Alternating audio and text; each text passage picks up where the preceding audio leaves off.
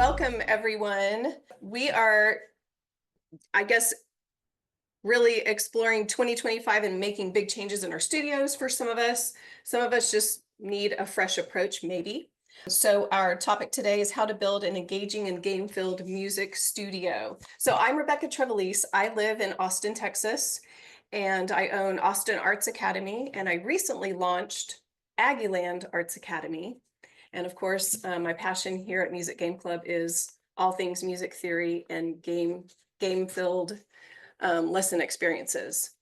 And then Amanda, you want to share a couple of things about yourself? Okay, yeah. So, I live in Tennessee with my husband, and we're actually expecting our first baby in March. So I took off teaching, and I was not having a good pregnancy in the right when fall semester started. So I went ahead and took off, and so currently I help Music Game Club with all their amazing games, and I do a lot of the behind the scenes stuff. I say that you also hear me in my emails and stuff. So yeah, I've taught for probably 20 years. So yeah, it's weird to not be teaching this season, but I'll probably get back to it, if not with other people's kids, with my own kids one day. There you go. Awesome. Well, so Amanda will put in the chat, and don't worry if you can't access the chat right now for whatever reason, she will email you after this workshop is over. But there is a handy dandy workbook that is amazing. It has really, really great prompts in it, lots of writing prompts, lots of ideas. So if you have a chance and you're able to print this during today's workshop, that can be beneficial to you. Otherwise, just grab some pen and paper and let's get started. All right, so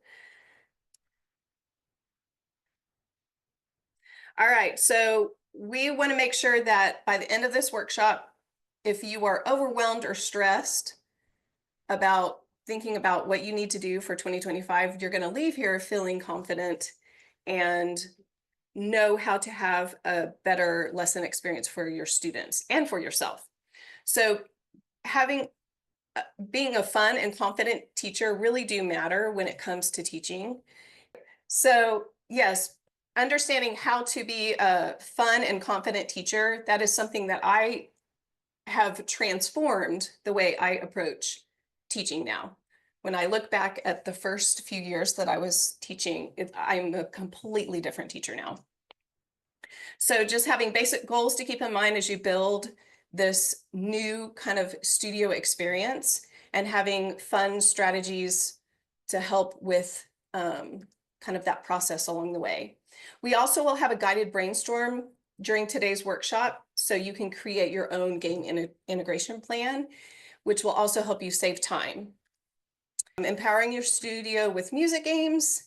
And then at the end, we'll have a Q&A. So if there's anything that you specifically want to ask us, or maybe you're just really wanting us to create and design a game that you really need help with a music theory concept, we are all ears. All right, so any of y'all ever felt overwhelmed when it comes to lesson planning? Anybody? I know when I was younger, I wouldn't even lesson plan. Like, I was the opposite. I just would kind of come in and just kind of wing it. And I was just kind of a reactive teacher. I didn't have any kind of planning or thoughts ahead of time when I would come in and just do it. I was literally just reacting to whatever was happening in the lesson with no forethought. So lack of student engagement, that can also be something that a lot of us have experienced before. Unsure how to integrate games effectively. I was not playing any games with my students initially. Just literally just learn the music. Here's your theory homework. That's it. Goodbye. that was my lesson. And a lot of that was because that's what was modeled to me. So I would just thought, well, that's what piano lessons are like, right? There's no other way. So being stuck in a routine, lacking fresh ideas, low confidence in creating a fun, impactful studio. All right, so we want you to leave today really feeling like you have a game plan moving forward. So we'll have some tools to help boost your student motivation in your studio. We will give you the confidence in using music games. We have a couple of examples from teachers from my studio, so that will hopefully be empowering for you to hear about. And then fresh ideas for every lesson. Why fun and confidence matter in music teaching. So fun increases student motivation and learning retention. So I had a teacher, this was several years ago, and she came on board. She had not ever taught before, but she was a mom. She was a very nurturing, caring, loving person. So she had that kind of teacher mentality already, and her personality was a great fit for my studio. So I hired her because her skill level at the piano was amazing. And so she had the personality that catered to teaching young children and older children as well. But she just didn't have any experience. So it was really fun for me as a studio owner to guide her through the process of what a lesson experience should look like for my studio at that point. It was completely different than what it was when I started. So just really encouraging her, like, you have to take a break from teaching. At some point in the lesson, you've got to get off that bench. You've got to sit down on the floor. You've got to get out of game. You've got to roll the dice. You've got to laugh. You've got to play. You've got to teach. And she just went all in. Every week, whatever games I was playing downstairs with my students, she would take games upstairs. I had a piano upstairs for her in my husband's office at the time. And she was playing games every single week. And her retention rate, like she was one of my best teachers I've ever had. Because she was teachable. Like she wanted to know, okay, what kind of is the formula? What kind of is the structure that you use for your lessons? And for me, I knew that gamifying the lesson was a big retention point for me, that I started noticing that students were really engaged. So yeah, just building that confidence. She had never taught music theory. She had music theory knowledge, but she had never taught like a beginner music theory. So I think she kind of got, she was, I think, thankful to know that literally it's easier than what we think it is, because in college, it's so dry and it's lecture based. And that's just not what a lesson should, that's not what our students should experience, right? At a younger age. All right, so you have the power to inspire. Your confidence transforms learning.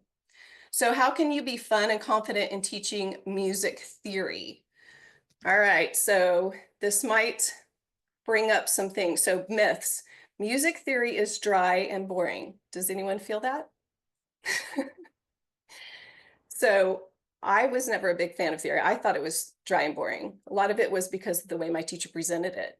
But it was just kind of like facts that I had to memorize, and I had no relationship to what was going on in my music.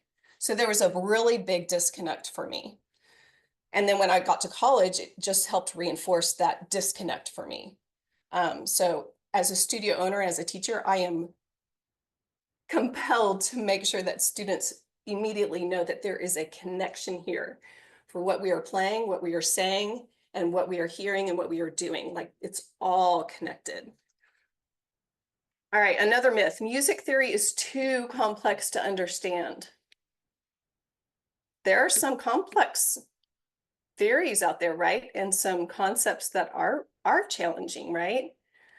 But I don't know. I've found ways where you can teach students much younger now these harder concepts. Music theory is only for classical musicians. Anybody feel that one? So what's interesting to me is all the years that I spent at the piano, nobody ever, my teachers didn't teach me, and in college we didn't really brush on that. Like, yeah, we understood how to analyze music, but what's the practical part of that? So like if you're at church and you're playing in a band and they hand you a lead sheet, do you have the chops to like make that work? So there are other aspects where theory is so important. And if you have that foundation, it really makes the music alive. So busting these myths for our students are really important things that I think we can provide for our students. Okay, so here are some facts. Music theory helps students grasp musical structure better.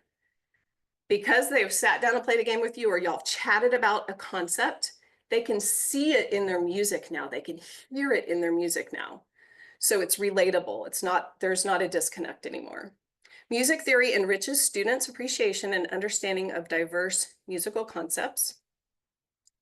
And it establishes a foundational knowledge that enables students to compose, perform, interpret music with confidence and creativity.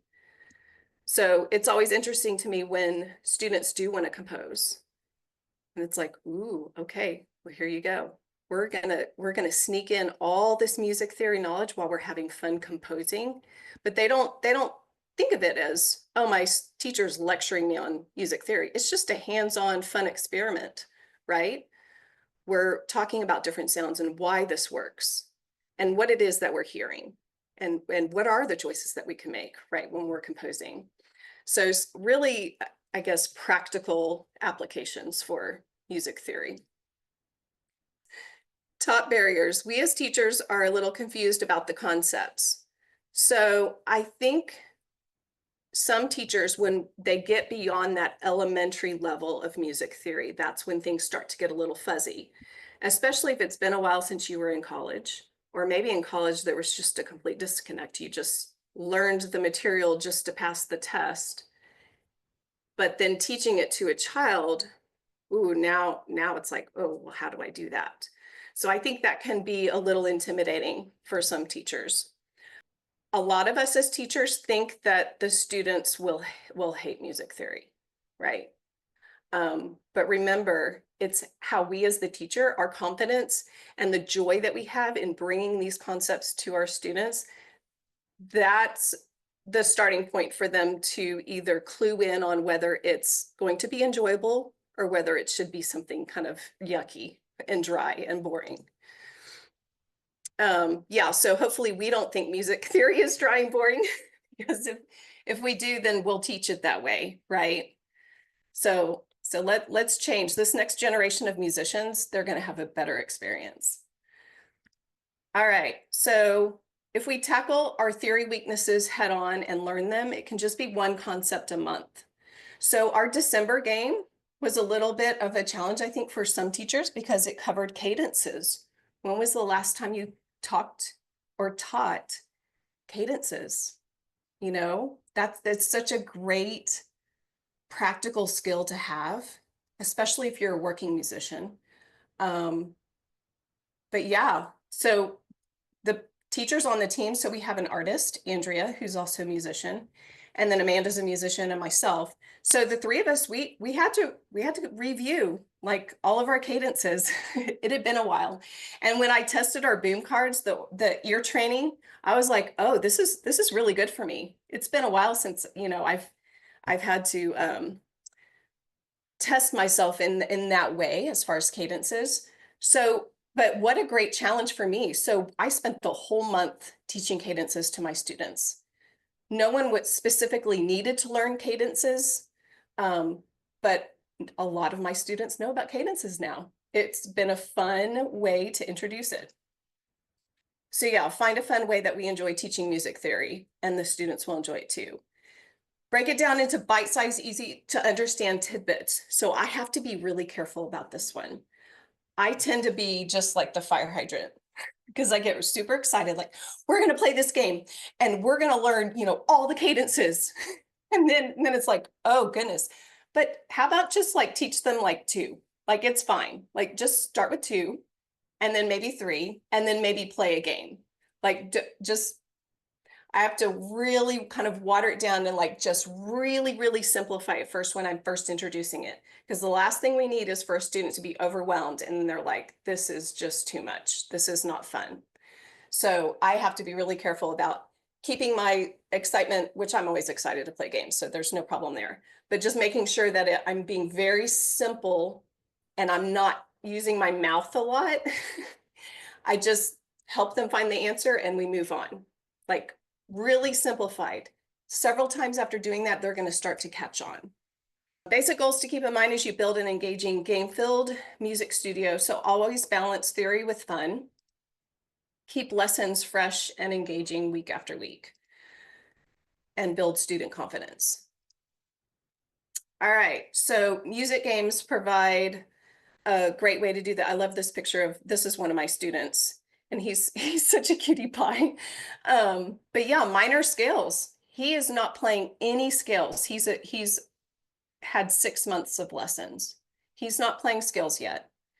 But wow, he knows his minor scale. Like he understands the theoretical knowledge because we can sit down and we can play this dragon scale game. And so he's laying the scales down and he ends up beating me. And so of course he's thrilled.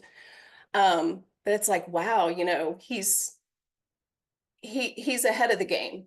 And so when we get to that point in the next 6 months where he's going to start playing scales and start hearing that, oh, this isn't a minor key. Well, remember that game we played? What are the 3 types of minors? And then I can quiz him, and then he has all that knowledge already stored, and he's ready to use it in a practical way. Games can be a powerful tool for making theory concepts approachable and engaging, and integrating games saves planning time and keeps lessons fresh. Sometimes it is hard to find time, but it's easy if you think about it. Is music theory important? Should we always be doing music theory in a lesson? So then it's easy for me to find time, because I just think of it as, this is our music theory learning time. Instead of doing a 5-minute lecture, we're going to play a 5-minute game. Same exact end result. Actually, probably not the same exact end result. The gamified learning is going to be more impressive to the child, and the retention rate of that concept will be much higher because there's joy involved, right? Okay, so key strategies for a fun, confident studio. So build your game plan for lessons. So figure out when you want to play games and lessons. For 2025, this is a new challenge for me. I'm hoping that even if it's just once a quarter, I'm going to schedule game days in my studio where the students can come and they can play games at our studio for like 2 hours. And so we'll have different areas set up where you can have more advanced concept games, but our games are catered so that you can have multiple levels playing at the same time. So that is one thing that I will do new for 2025. But in my private lessons, so I have group lessons, and in our group lessons, it's easy because we have an hour-long format.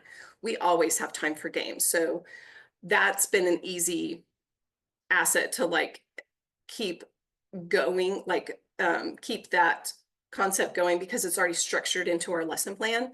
But for my one-on-one students, for me, it depends on the student. Sometimes I will always start a lesson with a game because that's the best way to get that student out of their kind of funky mood. I have a couple of students that kind of come dragging in, and if we start with a game, they are in a much better mood to sit down at the piano and play afterwards. Sometimes I wait until the end, and then sometimes I need that break in the middle. If a student's working on some challenging things, it's good to have that kind of mental break. So yeah, when are you going to play games? And then just be prepared. Don't be the teacher. And I only say this because I've done this a couple of times. Don't be the teacher when the student walks in, you don't have it ready. So then it's time to play the game, and then, oh, wait, where's my die? I've got to go find this. Oh, this isn't ready. Let me cut this out real quick. Don't do that. Be completely ready. Have everything laid out. The cards are ready. Everything is ready. Even the markers are in their spots, like everything is ready to go. And even better, hopefully you've read through the instructions, you understand, you've kind of like played the game yourself before. And so you don't have to even refer to the instruction sheet. You're like, let's go. Okay, always ask, can I gamify this? So this is thank you, Amanda, for making this list for us. But the dice for practice rounds. So let me refer to my notes on this, and you can chime in, Amanda, if you want. I'm gonna pull this up real quick. Okay, so a dice roll can determine how many times a student will practice a particular skill, adding an element of chance to their practice sessions. So say there is a tricky spot that the student is just fumbling around or pausing a lot.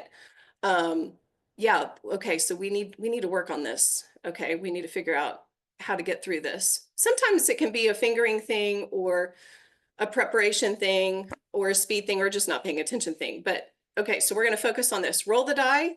All right, so you rolled a 4. Hey, let's play it 4 times. Let's break it down. And this is such a great way to teach our students too.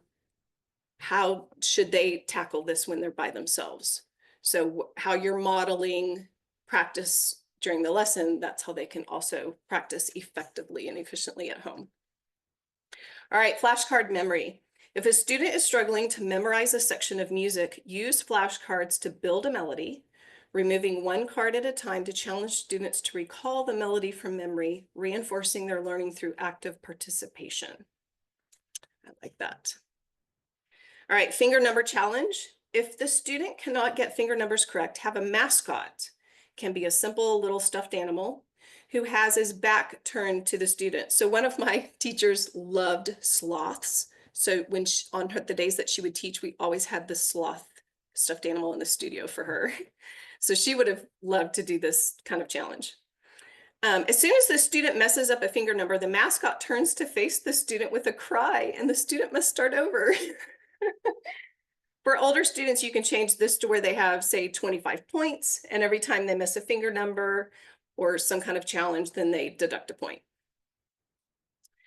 All right. Anybody have a mascot or a special stuffed animal or some kind of special something? Some of y'all probably have actual pets. We used to have dogs, and so those were a big hit with especially when we had puppies. Then I was like the best piano teacher ever because they got to come to their lesson and cuddle with the puppy. All right, accuracy with a game board. Whether it's rhythm, notes, or finger numbers, you can set up a game board with pieces for you and the student. After the student plays a section, you move forward once for everything they got wrong, and they move forward once for everything they got right. This may take a few rounds for one musical section, which is great because it enables the student even more opportunities to review that music with extreme caution. So that's a fun way. Just use a game board that you already have. You don't need any kind of special equipment. All right, so your workbook. Were y'all able to get the workbook out of the chat? Oh, wait. Teachers, tell me if this. Okay, wait, hold on. Here is one of my teachers, and here are some of her thoughts about Music Game Club. Teachers, tell me if this sounds familiar. We have to learn something today. But I don't like learning about that. We have to work on the stuff we're not good at so we improve. That's where Music Game Club comes in. You see, I love that Music Game Club gives an incentive to my students, especially near the end of class. They're always looking forward to getting to play one of the games. And the best thing about it is that there's all levels included in every game. And students of different levels and different age groups can all play together no matter what. And they learn as they go along. So I hope you enjoy some of these games. I know I do.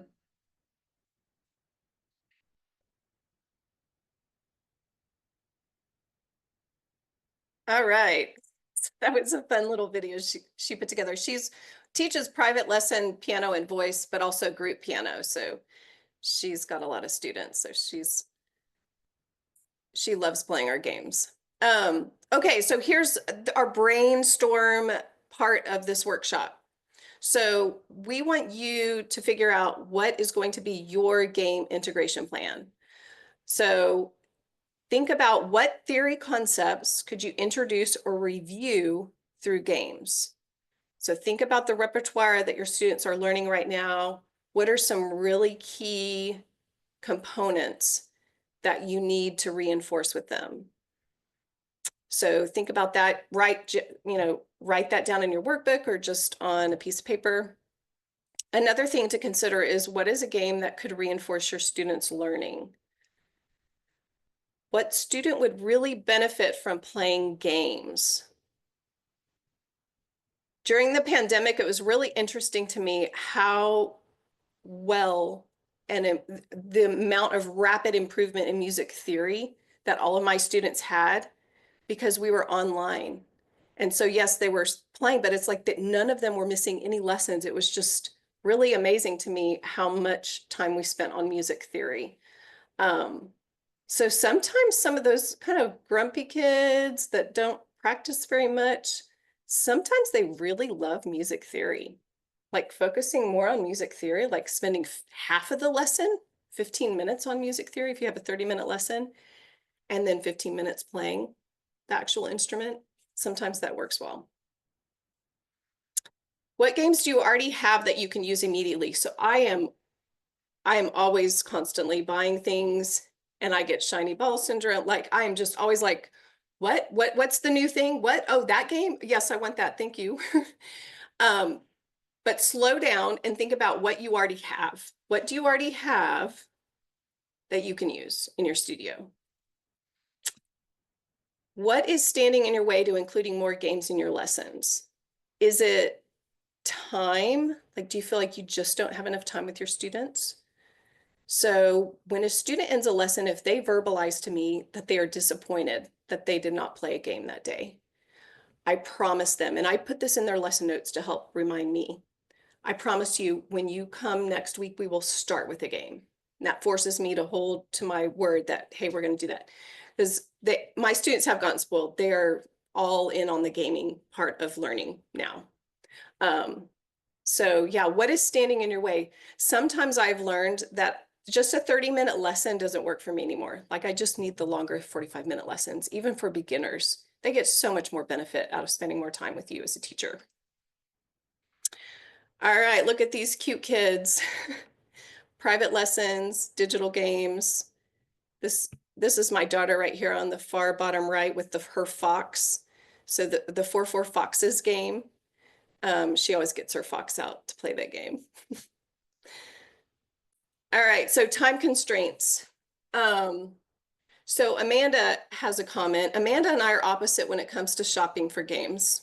Well, and maybe shopping in general, though I tend to not love shopping, but I just shop completely different. So Amanda, you share how you like to shop. Oh, okay. Number one, I don't like to shop.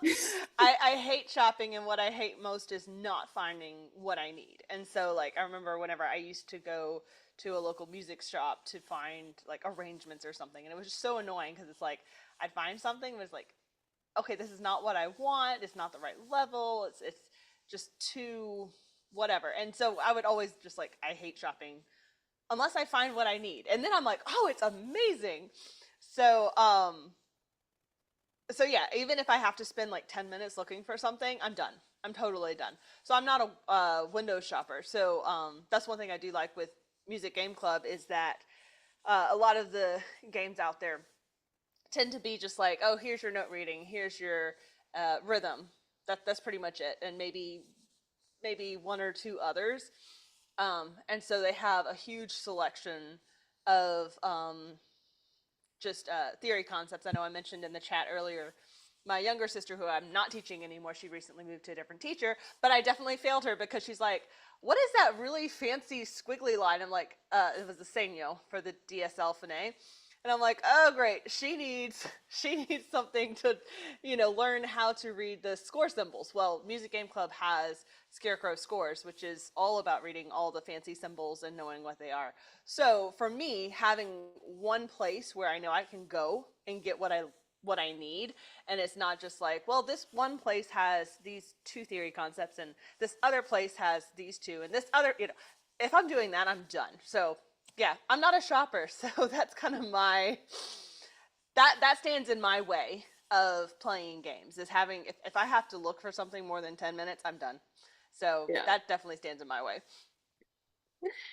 Yeah. So one thing that we should mention, you don't have to always get the game that we do release a game every month, but you pick whatever works for you as a teacher. If you are a member, you just pick the best game for your studio. It may or may not be like this month's game is Rainbow Rhythm, which is a super fun game, but you may not need another rhythm game. So go pick the cadence game. That one's a good one.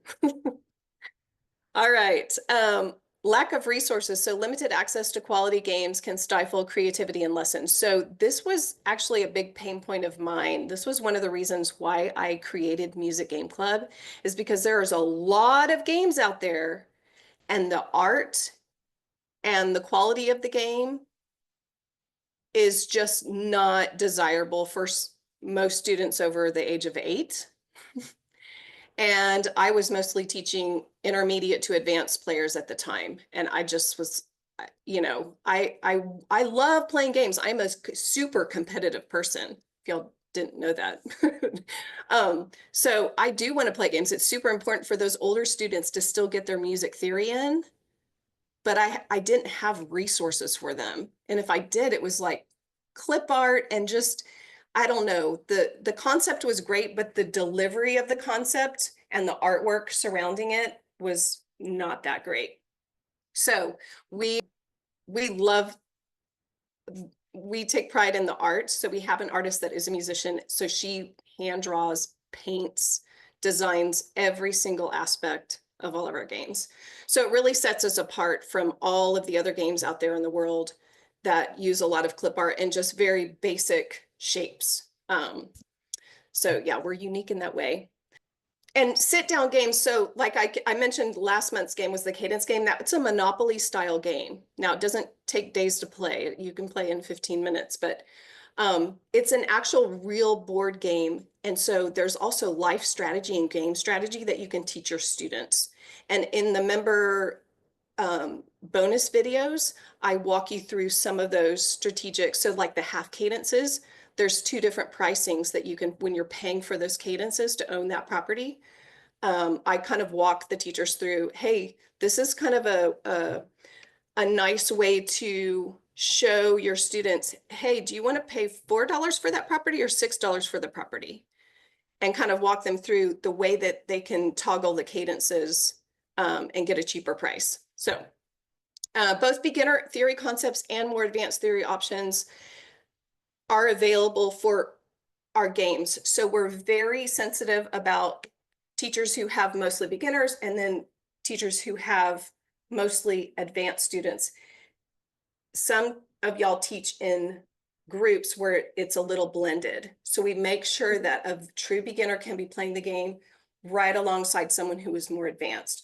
So a good example of that, let me just show you. So the Shrimp Sharks game, the cards, they just have these measures. And of course it's 0 to 3 sharps are part of this game. So the basic gameplay or the traditional gameplay is they will look at these notes in these measures and determine how many notes are affected by the key signature. If it's a true beginner, say it's their very first day and they're 6 years old, they will not be able to do that. But you know what they can do? You can just say, do you see these symbols right here? These are called sharps. How many sharps are in this excerpt? So they move twice. So that's just an easy way to really simplify something for someone on their very first day, playing with someone who could maybe even sight sing this, tell you what major key it's in, what the relative minor is, and how many notes are affected by the key signature. So think about ways to make things harder for your more advanced students, and then really make it easy for those beginners. All right, let's move on. All right, so concerns about student engagement. You worry that students may not be interested in games. So this was back to the reason, one of the biggest reasons why I created Music Game Club was because I really needed that engagement, and I couldn't find games that really were beautiful and kind of timeless games that can be played anytime throughout a student's musical journey. And they were not babyish in any way or used clip art, like gorgeous scenes, realistic animals, you know, the art is amazing. All right, fun and engaging games tailored to various interests and learning styles, keeping students motivated and active. One of the things that we want to release this year is a clue style game. So we're developing that, so stay tuned. All right, need for differentiation. You feel unprepared to adapt games to meet diverse students' needs effectively. So I am constantly in my studio because the needs of my student are so broad, and I'm sure all of y'all experience this as well. I constantly have to tweak how I'm approaching a game, how I'm playing a game, even just the energy level that I'm giving out during a game. The more sensitive students need just a more calm, slower approach, right? So we need to be ready to handle different levels and just different styles of personality during game time. That being said, these are life skills that we're teaching our students, right? So I understand if there are tears and you always want to win, but life, that's life. Like, hey, take a deep breath. Let's learn how to recover, right? This is a life skill. Like, we all make mistakes. I make mistakes all the time. Just like when we're playing in music and we're playing a game, sometimes we make a mistake. It's fine.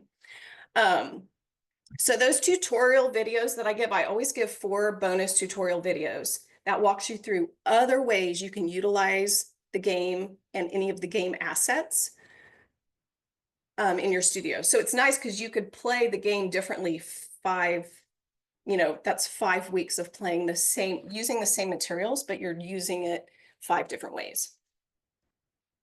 And don't forget about the boom cards. Like, that's a whole other, like, I'm just referring to the board game. Like, the boom decks are amazing. And there's 4 different types of boom decks that we release with every game. So really, if you think about it that way, then that's like 9 weeks of covering one music theory concept. And it's a different type of experience every week. All right, so limited training in music theory. We understand that there are some teachers out there that maybe you didn't major in music, or maybe you did, and just teaching a young child music theory, or maybe those advancing music theory students that are starting to kind of test your music theory knowledge. We understand that you need support and help. That's another big driver of some of the games that we release, is we are not afraid to tackle hard music theory concepts to teach. Some things that maybe some teachers would not even consider introducing until middle school or high school. We are finding if you have a game that's leveled in certain ways, you can introduce it much sooner. Like in the elementary age, you can introduce much harder concepts and start kind of planting those seeds of knowledge. And you know what? Just guide your students. When it's a new concept, they need a lot of help at first. So it's okay to give them the answer, to kind of show them how to find the answer, make sure they have it, and then, play the game that way. They can wean them. You can kind of wean yourself off of all the help that you're providing when it's appropriate. Every student's a little different, but after a couple of weeks of me really giving them the answers, I start to, hey, can you figure it out? I think you can do it. All right, insufficient game knowledge. There are a lot of games available. Does anyone ever feel overwhelmed by the amount of choices out there? There's a lot of choices, right? All right, so being able to search the level and the theory concept, even the animal you want. I know that's going to be more appropriate for like the younger kids. My daughter loves flamingos. She probably has like 50 flamingos in her bedroom. So yes, when we released Flamingo Flats, that was like just an amazing game for her to play. So sometimes students, just if they have a favorite animal, sometimes you can get them to play a game that's maybe not going to be introduced in their music theory book for a while. But if it has a fox in it, well, they want to play that game for sure. So sometimes it's a good idea to ask those younger students, like, what is your favorite animal? So yeah, just being empowered to choose the most effective tools for your teaching goals for your students. All right, so perceived theory ideas. If you think that music theory is complex or dry, and you don't know how to make games like engaging and kind of come out of that mindset,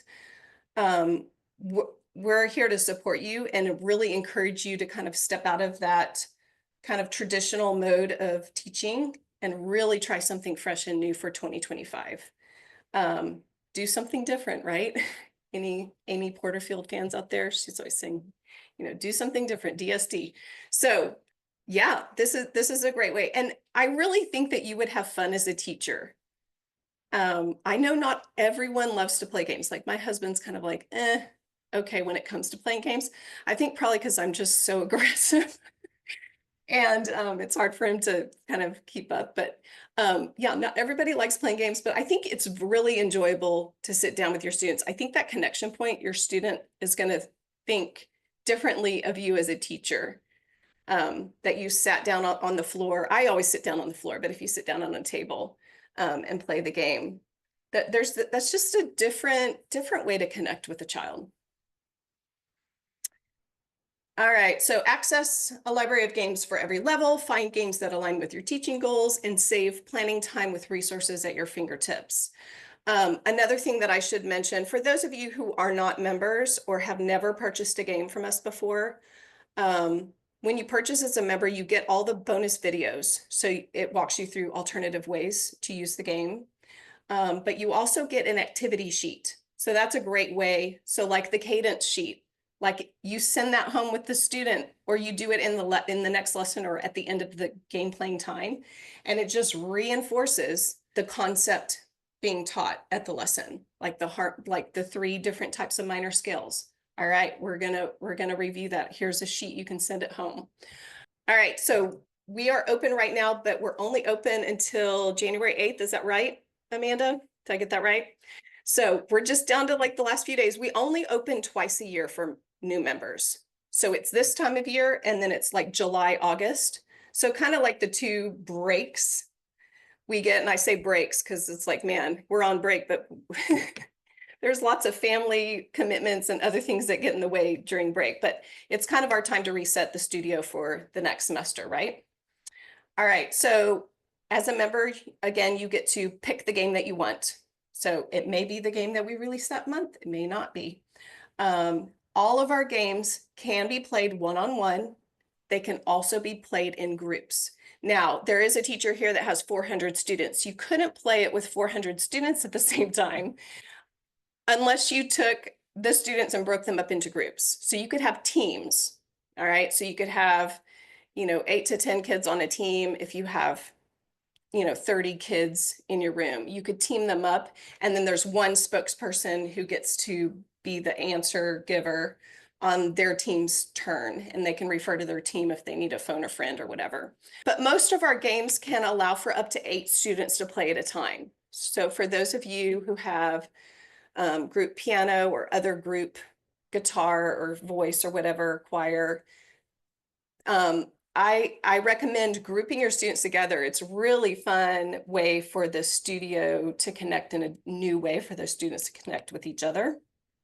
So you get everything you need to play. Obviously, your game board, your cards, your tokens needed to play. We give you the tutorial video. There's also a QR code for those of you whose eyes glaze over when you start to read instructions on a page. We have a video. So we just play the game for you in the video so you know exactly what to plan, the bonus videos, and then of course the success poster. So here's an example. I'm just pulling it out. The shrimp sharps that I had earlier. So we have shrimp, it's shrimp versus flamingos in this game. So I use these all the time for social media. If a student beats me, I'm posting about it. And I'm sending it to the parent saying, look at this, they beat me today. In my group piano, I'll have the winner hold the success poster and everyone else kind of cheers them on and gathers around them and they hold the game board up. You also get the poster size and the A4 size if you're a member. So here, I'll show you an example. Here's my poster size of the Caribou Cadences game. So even with my one-on-one students, I love using the larger game boards because it's just bigger art, more beautiful space to look at. All right, so the game adaptation bonus videos. So here's one teacher, Liz, who says, I love the video tutorials and have created a spreadsheet with each game. This is nice. Tutorial and the alternate gameplay so I can find them and refresh my memory when I'm fuzzy on the details of the gameplay. Keep the videos coming, please. Music Game Club has been one of my favorite parts of teaching this year. So we love that, Liz. Thank you so much for the tutorial. Here's another one from Laura. She says, the videos that are provided with all these different ideas for playing are fantastic and so helpful. So you feel like you're getting your money's worth. I have quite a collection of piano games from other websites, but I really like that the subject matter of the MGC games is broad and are about more than just notes on the staff, like chord qualities and interval ear training. My students and I both love the animal themes too. We like the animal themes too, but they're not babyish, I promise you. It's okay for those older students. I play with my teenagers all the time. They have a great time. Okay, so we have a basic membership and we have a pro. The biggest difference is the basic, you get one game of your choice, and it can be printable and it can be digital. So it really doesn't matter. You just pick what works best for your studio. The pro, you get twice as much for only $5 more. So it's definitely the best deal. But you may not need 2 games every month. We do have a quarterly membership. So you can just have your membership go every quarter. So every 3 months, you would either get 1 game or 2 games, depending on your level. And then of course we have our annual, which that's the best deal that you can get. So if you're wondering if this is for you, if you're just starting out, it absolutely is for you. You do need more support. What was modeled to you as a teacher, we can make better changes. So I encourage you, if you are new to teaching, to jump over and join us at Music Game Club. If you've taught for years, some of us need to just try something new. So I encourage you to do that. Play some games that you already have at your house and see what a difference it makes in your student retention or just maybe student enjoyment. If you have little theory knowledge, or if you have college level theory knowledge, if you have a higher level theory knowledge, you're going to jump on these games and you're going to understand how important it is to pump these games out to your students. I even sometimes send the games home with students. And recently I've started a process where when I onboard a student, they start with a game that they own at their house that they get to keep. So that's a really fun way to onboard them. They get to play with their parents. They're doing note reading and keyboard geography right from the very beginning. If you have little theory knowledge, hopefully the support that we provide in explaining the music theory concept to you ahead of time and kind of how to teach your child, or I'm sorry, your student, but also we have guides. A lot of times we will have a guide that goes along with the game. So the teacher and or the student can always refer to it to make sure that their answer is correct. If you teach one-on-one music lessons, all of our games are appropriate for you. And if you teach group music lessons, like I said before, most of our games can be played up to 8 players or 8 teams. And just high quality music theory games. Again, our art, there is no one else in the world that is making games like we're making.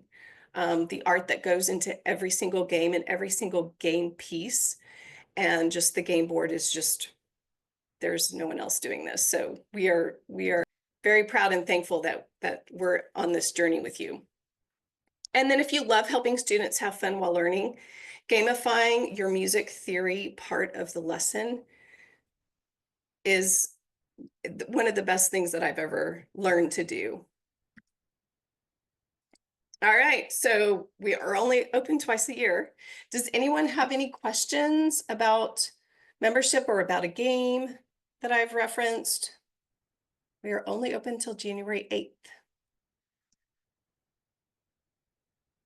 All right, so look at these gorgeous games. Every time Amanda does things like this, I'm like, oh my gosh, we have so many amazing games that cover amazing concepts. We're not just talking note reading and rhythm. Like, yes, we do have those, but we have a lot more higher level advanced theory concepts. So if you are looking for something specific, please let me know and I would be happy to create a game around that. Okay, so we have a 5-day challenge coming up equip your studio with music games. So I'm going to run through these really quick. This just is kind of an overview of the 5-day challenge. So day 1, game prep checklist. So you'll actually get to download one of our games. There are 5 games to choose from, and it's our top 5 games. So whichever one you choose, you're going to get a great game. So just choose the one that you need for your studio. Step-by-step guide to setting up a game, and then the game prep tool recommendations. So we've gone through printers and cutters and all kinds of things, laminators. So we understand how to really properly kind of prep your studio and prepare and set up each teacher and each studio for success. Day 2 is planning games. So the guide to choosing games to play, picking theory concepts to review, weekly calendars and monthly calendars. Just getting super organized about your year or even just this first semester, and really being strategic in how you're going to deliver music theory to your students in a brand new, really engaging way. Day 3 is game storage. So this is something I've really been challenged with this year. My studio space is very small. It is 700 square feet. So we have 1 music room with 6 digital pianos in it and a tiny closet. Like I can barely put anything in it. I have a bathroom, a laundry room, and an art room. So our games and a lot of our music equipment is stored in the bathroom. Don't be grossed out. But yeah, so like our shower, that's a really great storage area. No one's showering and no one lives at the studio, right? So we don't need the shower. So we've got a bunch of equipment in there. But anyway, it's just kind of funny. One of the teachers was like, I'm always scared that there's going to be someone behind that shower curtain. And I'm like, it's just music equipment. No one's back there. So yes, finding a good storage equipment. So the storage equipment I have is this rolling case, which I don't need it to roll, but it does roll. And it has many sliding bins in it. And I can fit 2 to 3 games in each bin. And, I keep everything nice and tidy. So nothing's going to get lost the way I have everything stored. Because I've been through my run of where are the cards for this game? What game do these cards go with? And it used to be a mess, but now I've learned proper ways. If you have a teeny tiny space, like think airplane size studio, I can help you. And just figuring out how to organize and store everything. Day 4 is game adaptations. So we go through 12 questions to help you adapt any game for any student. And then, of course, worksheets to help you plan. So we provide you with a lot of like prompting and resources to really strategize. Day 5, digital games. Download MGC digital games, set up a Boom Learning account, and digital game charts to use for any digital game. So I was new to Boom Learning last year when Amanda said, hey, I think this needs to be part of the Music Game Club brand, is we need to embrace the digital aspect of gaming.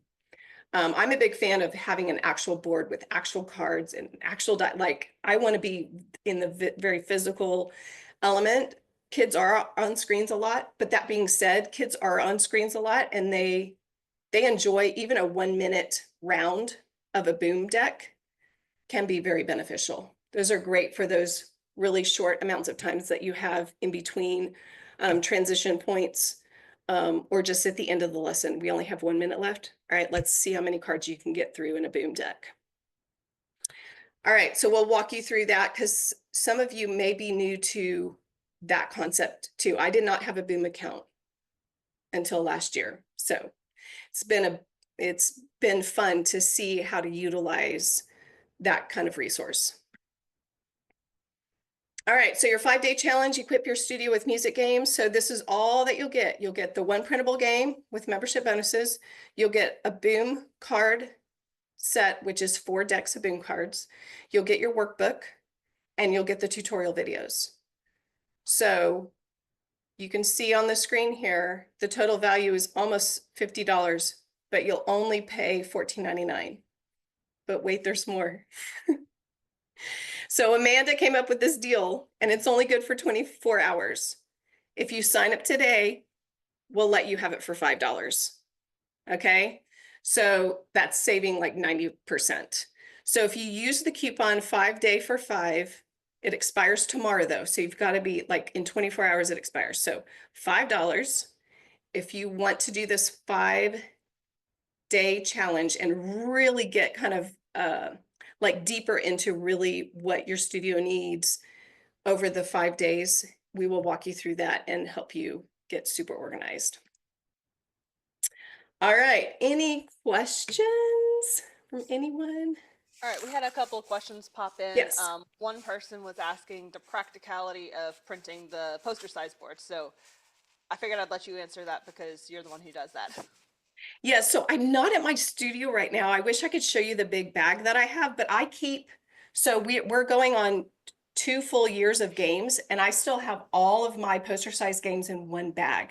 So we're talking I think that's 27 board games-ish in one bag, and I hang it on the doorknob of the closet in our bathroom at the studio. I personally love it. Yes, that is a slight extra expense to go for the bigger size to get it printed and laminated. But I think the longevity of, that it's going to last for many, many, many years if you print it and laminate it. So that game's going to get used a lot. So the return on investment for me is a positive one. Again, the art is so beautiful. So when you have a digitally rendered image that's meant to be printed at a larger size, it just makes it even more beautiful. So for me, yes, I'm printing them anyway because I teach group piano, but I like using them for my one-on-one students. So you'll have to make that call. You wouldn't have to do that. The regular game boards, this is the Shrimp Sharps game boards. So it would come in your letter size or your A3, depending on what paper your country uses. So you can just use the regular size. Where do you get them printed and laminated? I go to Office Max or Office Depot. I guess Office Depot bought Office Max. So I use it, if you're a member of MTNA, I know Wendy Stevens has one. Trying to think, Tim Topham, I think, has the kind of special membership cards. And if there's certain codes that you can use for printing, I use it for self-service printing. So when I'm printing the regular games, I go to Office Depot and I enter in my member number at the very beginning. And it gives me all those discounts at the self-service. For my poster size, I go online and submit that, or I go in person with my USB drive to get the discount. And they print it and laminate it for me. All right, someone else asked, what kind of cost is it to print a large board? Say that again? How much does it cost to print a large board? I think my cost, that's a good question. Is it $14.99 with my discount? Something like that. $14.99, I think, is what I get. That's what my cost is with my discount to print it and laminate it. I don't know. Yeah. It might be different. If you don't have a discount, it will be probably more like, is it $25 if you don't have a discount?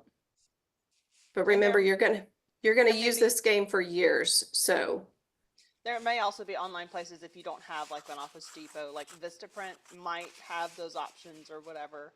mm-hmm. So Yeah. there might be online places as well. Yeah. All right, so I think that's all the questions for the large boards, but we have another question. All right, if I were to start using a game at each lesson, would you focus on one teaching point for everyone at their own level or be specific to each student? This is a great question. To make it easy, the easiest way is to pick one game for everyone that whole entire week. And so the more advanced students, you're going to raise the bar a little bit. You're going to ask them more questions for every turn that they get. So like, for instance, the shrimp shark cards. Well, they're not going to just say, oh, there's two Fs in this, in the music. So, there's an F sharp in the key signature, so I get to move twice. Raise the bar for them. Like, okay, can you sing it? Can you play it? Can you tell me what major key you're in? Does it end on tonic? Does it start on dominant? Like, ask them other questions, right? Make it harder for them. And then the beginner students, you're going to make it super easy for them. So that's what I do. It's much easier for me to have a game plan, to have one game planned for the whole entire week for my whole studio. So everybody coming in that room, even for my group piano classes, they're coming in and they see what I have ready for them. They're like, ooh, what is that? What are we playing today? So you can absolutely cater to every student. That is definitely a much higher level way to teach. That would just require more planning on your part ahead of time. So planning ahead, this student needs this game, and then having that game ready. And then the next student after them needs this game, and I will have that game, needs this theory concept covered or reviewed. I will have that game ready. So you would just need to spend some time really planning out your whole week or your month even, and staggering. Sometimes it's hard to know how quickly a student will master a music theory concept. You don't know if it's going to be 1 or 2 weeks of playing the game or if they really need 4 weeks. So keep that in mind as you're kind of planning out.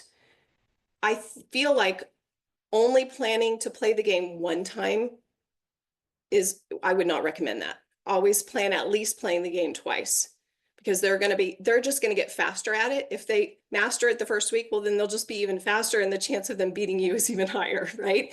There's always the element of chance too involved in a lot of these games. So there's also that. All right, 2 more questions. I'm going to answer this one. Do you have to attend a certain time each day during the 5-day challenge? So the format of it is you'll get an email every morning with like your assignment, like, hey, here's the pages to do in your workbook, or here's a tutorial video to walk you through the next step, or whatever it might be. So it's actually, you could do it on your own time. So we have people who, they're like, oh, I'm busy this week, but I'm going to do it next week. And you just save all those emails. We don't recommend doing that because part of the problem with doing a challenge is, oh, I'll do it later, and you never get to it. So we do recommend, at least downloading your games and getting started. But it is very, very flexible. And then we had another question. Will MGC have a new camp for 2025, please? Oh, yes, we need a new camp so bad. Yes. So, okay, sneak peek, guys. I've been working on this, and I really wanted to release it in 2024, and the whole year got away from me. But I'm working on a music and art camp, because my studio, Austin Arts Academy and Aggieland Arts Academy, we teach music and we also teach art, and we also teach sewing. But anyway, that's another topic. I want to have resources for you music teachers who are not art teachers that can have a really fun experience with your students that combine music and art. So that is one passion of mine, that I really want to release that. But I would also like to release another one that's just music based. So I am all ears if y'all have any certain needs for the summer, any certain kind of concepts that your students really need to work on during the summer. Please let me know. I'd be happy to put that on our list. Andrea and I, the artist, Andrea and I have already planned out the whole year, but we've got lots of wiggle room and lots of, yeah, we're all ears. So please reach out to us and give us your ideas. All right, someone said something about the discount code. If the discount code is not working for you, send me an email, amanda@musicgameclub.com, and I'll double check it. I'll make sure you get exactly what you need. We are new. We just swapped over to this new website a month ago, so there's still a few kinks that I'm learning how to do. So yes, please don't pay the $14.99. We want you to get it for $5. So definitely email me. And then someone asked if you have to join before doing the challenge. I'm assuming you're asking if you have to join MGC membership. These two are separate, so you can sign up for the challenge, which is just basically you're making a purchase, and then we're going to send you emails.